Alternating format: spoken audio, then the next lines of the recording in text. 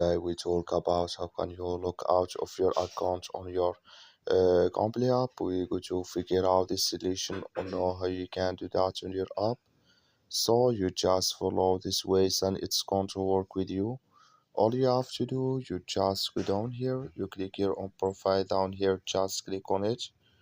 When you just click here on profile, it's going to take you to this list. It's going to show for you like this here. Then all you have to do next, so you just go down here, you keep going down, then you just click here on lockout here. When you just click here on lockout, then automatically here it's going to take you out of your account on your Cambly app. So that's all you have to do. That's all. I wish you I get it. That's all. Thank you for your watching. Don't forget to support us by like and subscribe. So you just follow these ways, then it's going to work with you. Thank you for your watching.